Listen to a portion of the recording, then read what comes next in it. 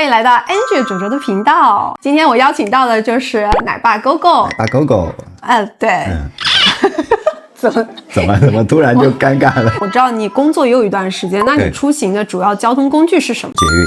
上下班都是坐捷运。捷运我也是。那在上海你乘坐的主要交通工具是什么？地铁。我之前就是也有拍一期影片，就是跟爸爸来分享一下，就是他乘坐台北捷运的这样一个感受。然后我就发现不少的台湾观众对此就是还蛮自信的，包括有一些人是引以为傲的程度。那这一期影片呢，我就很想邀请狗狗跟我一起，我们来聊一聊，就是我们日常乘坐的这样一个感受，然后顺带的分享一下，就是关于台北捷运、上海地铁这之间的一些细微差别吧。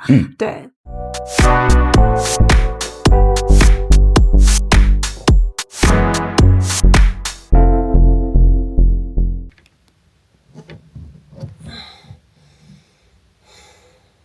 你能多久读完一本书？你是不是也会无意识地打开手机滑社群看短片呢？眼睛越来越干，注意力却越来越涣散。3C 成瘾让我们更焦虑。你的大脑需要有营养的资讯，你的眼睛需要休息。换个方式，别再一直盯着荧幕，打开喜马拉雅 APP， 用耳朵听沉浸式的内容，让碎片时间真正成长。它有超过15万本有声书和课程，从富爸爸穷爸爸、蔡康永的201堂情商课，到自卑与超越，甚至你连剧都可以不用看的，用听的。《甄嬛传》、《三体》、余庆年正版有声剧，完全沉浸，完全新的体验。很多成功人士都知道把时间花在知识上，巴菲特每天花6个小时阅读，知识就像复利一样累积。马斯克的箱型时间管理办法让自己在繁忙中仍保持学习。蔡康永更说，别放弃阅读，要建立阅读的品味。他们把获取知识的时间变成了人生的差距，而喜马拉雅把耳朵的时间缩小了学习的差距。现在透过我的连结，原来7天免费试用，延长到14天免费试用，畅听所有有声书和课程，没有广告干扰。就算不喜欢，也可以随时取消哦。领取免费会员，支持主播制作更多优质影片吧。如果你平常在乘坐台北捷运的时候，你通常都在干什么呀？通常滑手机吧，就是低着头，然后我也蛮会观察车厢里的情况的。那你有想过就是在做捷运的时候做一点自我提升利用碎片时间，对吗？利用碎片时间。我做捷运的时候身份很多的，有时候是科学家，会去看一些科研的报告；有时候是语言学家，会在捷运上学英语；有时候还会了解一些时政。总之各种东西，小文章啊都在会看。网络的方式去查询资料是吗？对。下次也可以试一下听书的方式。我之前有体验过，就是学英语用听的，因为有时候确实站在那里手腾不出来，有时候要抓或者是太挤了，用听会方便很多。前几天我第一次在捷运上呢，完整的看到了一幕情景，一个视障人士，他是全程由工作人员就是引导上车，然后他坐在一个固定的位置上，他到站之后再有人接应的，这个过程非常的流畅。然后我当时就很感动，也觉得很感慨说，那他到底是在进捷运的哪一刻开始，就是别人知道说他是需要帮助的呢？我就是这几天在研究，就是我看到说，其实他在闸机口无障碍的那个通道的位置，它的右手边下面其实是有个红色的按钮铃的。对，还有就是也可以在那个窗口，它也有一个就是寻求帮助的按钮铃，就是这些就可以让别人知道这位视障人士他是需要帮助的。我相信他们就是可能有一些他们日常已经习惯的时间要去哪里做什么事，所以可能甚至就是跟这个站台的站务人员其实都蛮熟悉的。对，所以他们就是在体验这个无障碍服务的时候，我觉得应该是蛮流畅的。所以台北捷运的，我觉得这个非常暖心的服务，它真的不是靠运气，也不是说好像有志工的功劳什么，我还是归功于它这样一个支持系统，旅客引导系统。我其实有一个问题蛮好奇的，很想问一下狗狗还有我们的观众哈，就是如果你们在捷运上碰到视障人士，你觉得你会比较主动的就是给他帮助，还是说等他就是说有没有人可以帮我，然后你再给他帮助？引导他的时候，你们觉得对于就肢体的接触吧，因为他们需要就是要么你抓着他，要么他抓着你，你们觉得这是不是应该也是很注意的点？我通常的话不会说非常主动的去帮助他，因为我通常看到的比如说视障人士，他走得很流畅，走得很利落，我觉得就是没有需要到别人帮助他的情况。但是有一次呢，我是碰到我站在那里等捷运，我也没有站在盲道上面，他就走过来的时候呢，好像那个棒子就碰到了我，我就才抬头发现，因为我当时我在看手机，我就扶了他一下，然后问他要到哪里，然后他就跟我同一个方向，站在门口等的时候，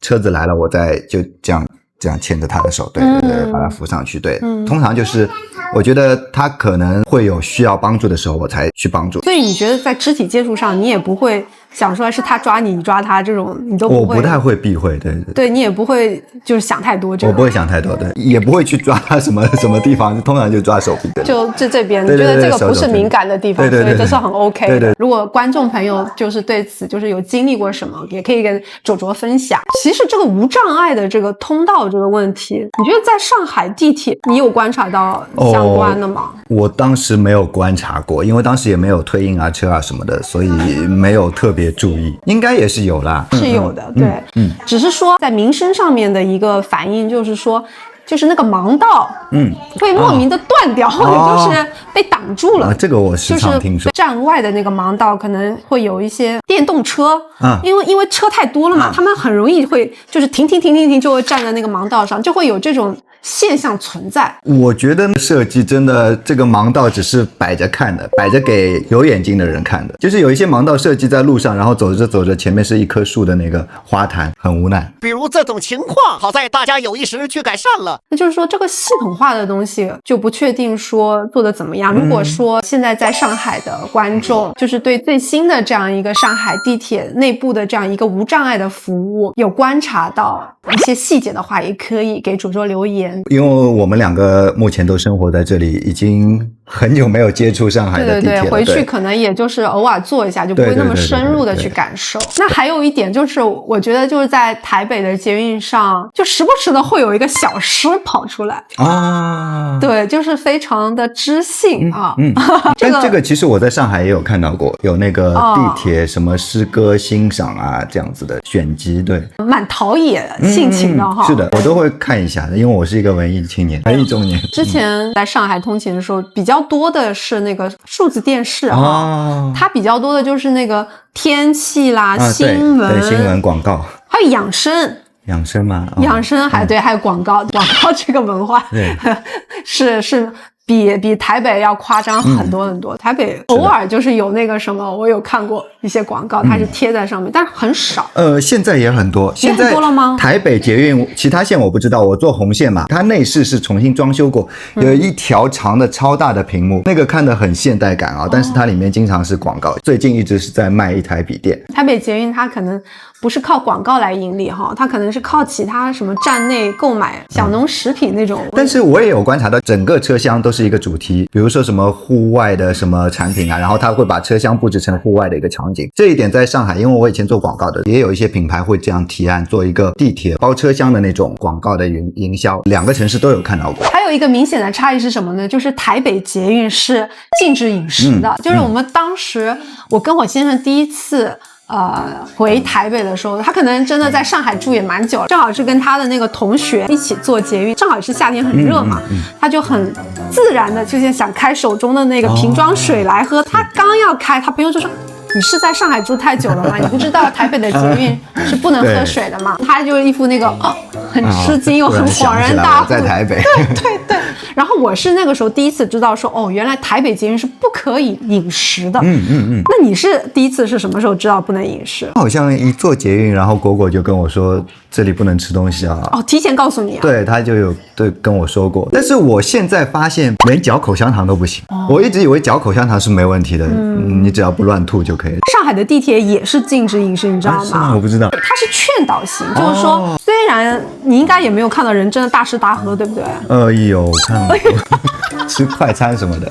真的吗？我也会。你也有过？我也会。反正我的经历当中，我是没有看到有人就是吃那种很有味道的东西，我是没有过。但是大家喝水是很自然的，就喝饮料、喝水，特别是一个奶茶，你说顺手喝什么都是很自然的。但是你既然跟我说我会吃面包，我会吃棒棒糖啊，喝水啊，都还蛮自然的。OK， 其实上海地铁也是禁止饮食，但它比较的软性，就它是属于劝导型的。按照某种意义上，然后就是说各按各谈，因为有一些可能他低血糖，是，你说他不给他马上吃个糖，他可能就快不行了这样。对，我就低血糖。不只是说那个台北捷运它就是禁止饮食是为了就是卫生啊，或者是为了清洁哈。它还有一个原因是它1996年开始运营的时候，它那个时候是全自动的系统，它很担心说那种饮食的残渣会影响到这个系统。对，等于是这个习惯保留到现在了。是因为这样啊？对对对，太严格，我觉得有一些人确实是低血糖啊，或者是要定时吃药，然后喝水啊，或者是小朋友他有时候就口渴啊什么的，这些情况也是完全禁止。我之前也有问过一些观众，他们就说，如果你真的有特殊情况，可以跟捷运的那个工作人员去说。是这样吗？还是大家只是很应该还是有一定人性化在。对，好的，下真的不行的时候得问问看。还有一点就是，我觉得台北的捷运比较短，你就是可以忍一下的。但上海的捷运有一些就是1个半小时、2个小时这样，2个小时真的非常的长。对，就是有那个小板凳现象，是吧？对。这也是禁止吗？还是怎样？我不知道对，我之前是看那个新闻，就是真的太长了，就一个小板凳。但后来怎么样就没有follow。对，如果有观众知道也可以留言这样。那 Gogo， 因为你现在通勤都是在捷运嘛，那你有什么特别想分享的吗？就是你自身的一个感受。有，我很多想分享的。我首先讲2个我觉得捷运乘坐下来感官不太好的点，讲完这2个点，我觉得全是优点。那第一个点就是很多背那个双肩包后背包的人，很大一个包，他不会取下来放到前面。虽然从空间上来说，你背在后面跟背在前面，其实它占的空间是一样的，但是有一点很关键的不同，通常就是人会贴着别人的背站得比较近了，不太会去脸贴得比较近，至少会保持一段距离。那保持距离呢，这个空间刚好就可以放背包。甚至我有一次坐捷运，早上上班高峰的时间，2个人因为背包的事情吵架，一个背着后背包在那里没有拿下来，另外一个就从他后面走过去还是怎么样，前面那个就说你干嘛要碰我，他说我背包背在这里就是不想让别人靠近我碰我。那我心里就在想，你如果把背包背到前面，别人根本就不会碰你，你就会把后面的通道让出来，就发生了争执。一个良好的习惯就是你背包不要阻碍到别人，放到前面。我以前坐捷运不是在上下班高峰期带小孩出行，体验是很好的，80%以上都是会有人给我让座的。那现在我上下班坐捷运高峰期呢，感受到台北的捷运的这个车厢是一个科学家都很难解释的一个空间。车门打开之前就像薛丁格的猫一样，你不知道车厢里到底还有没有空间。你看到开过去的捷运它是很空的，但是实际呢你就上不去了。为什么？很多人喜欢堵在门口。怪不得我最近看到这样的引导。真的太多人喜欢堵在门口了。我不知道是台湾人太客气还是怎么样，他们好像不太想跟别人说借过我要下去，他宁愿自己站在门口，车门一打开他就可以下去。我自己上车都是跟别人说借过我要站到里面去，因为里面空间真的很空，我还可以听电子书对，可以拿出手机看手机。你站在门口真的非常挤，而且每一站上下车都会有人跟你说借过，可能他们就是坐个2-3站就要下车，所以导致他们不愿意往车厢里走。但是这真的给后面要上车的人造成很大的困扰。这个情况是在上下班高峰都会遇到的，我遇到过好几次，我对于这一点还蛮头痛的。那除了这2个小小的缺点以外呢，我觉得台湾的捷运有非常多的好处，一个就是不用安检，太方便了。我不是不能理解上海的安检啊，但是我是不能理解它为什么小包不用安检，大包需要安检，区别对待或者是双重标准。还有呢，就是视障人士进站就会有工作人员一条龙的服务，非常完善。还有就是行动不便的人士，我不知道你有没有在上海看到过地铁上有行动不便的人士？比较少，很少，但是在台湾可以算是一种日常了。不是说上海没有这样的行动不便的人士，只是他们出门很不方便，所以我们在公共设施上很难看到他们。而台湾这一点就是我觉得公共设施考虑到这样的人群，有这样一些需求的人群，所以它建设得很完善，才让那些人出行很方便。还有一点就是可以带宠物上，只要好像是包在一个容器里面，对，这一点真的非常暖心，因为我也比较喜欢宠物，如果车厢里有一个小狗小猫我都会看几眼。那还有就是可以带脚踏车上去，我带着2个小孩，然后骑在脚踏车上，整台脚踏车直接推到捷运上。当然它是有一个时间段是可以让你带上去的，而且是必须停放在车头还是车尾，我忘记了，有专门的车厢，这个也是绿色出行的一种方式。其实我们刚才分享的这些小细节，我个人认为并没有什么对错，错啦，都在一个发展的过程当中。那台北捷运它比较强调的是一个秩序与干净哈，上海地铁比较强调的是一个效率和资讯量，某种程度上也蛮代表一个城市的它的一个特征吧，我觉得还是有很多不一样的地方可取之处。今天聊了很多啊，就是特别是捷运上的怎么样利用这个时间，还有捷运上就是饮食的文化，还有捷运上无障碍服务等等哈。那我想请问一下观众，那你们平时是怎么样利用就是在捷运上的这段时间呢？又在捷运上遇到过什么很暖心或者是印象特别深刻的事情呢？也方便给卓卓留言。那我们今天的节目先到这里了，我们下期再见吧，不见不散，拜拜，拜拜。